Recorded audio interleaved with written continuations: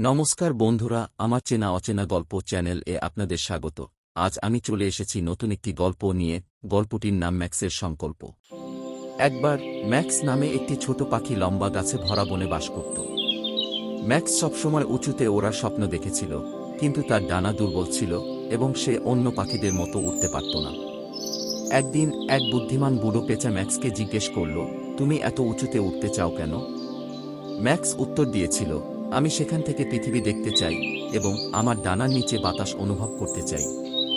পেঁচা বলল, তোমার ডানা দুর্বল হতে পারে, কিন্তু তোমার সংকল্প শক্তিশালী। তোমার সীমাবদ্ধতার দিকে মনোযোগ না দিয়ে তোমার শক্তিতে মনোযোগ দাও। তোমার সুবিধার জন্য তোমার ছোট ডানাগুলি ব্যবহার করার উপায় খোঁজো। ম্যাক্স গভীরভাবে চিন্তা করেছিল এবং বুঝতে পেরেছিল যে সে নিচু দিয়ে দ্রুত উঠতে পারে এবং বাধাগুলিকে সহজেই এড়িয়ে যেতে পারে। সে প্রতিদিন অনুশীলন করেছিল, তার ধৈর্য এবং গতি তৈরি করেছিল।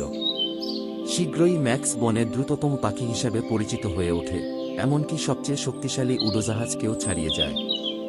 সে গোপন উদ্যান এবং লুকানো স্রোতের মতো লুকানো বিস্ময় আবিষ্কার করেছিল, সেই বনের মধ্যেই কঠিন অধ্যবসায়। ম্যাক্স শিখেছে যে সাফল্য সেরা হওয়াতে নয়, এটা তার নিজের সেরা সংস্করণ তৈরি করাতে।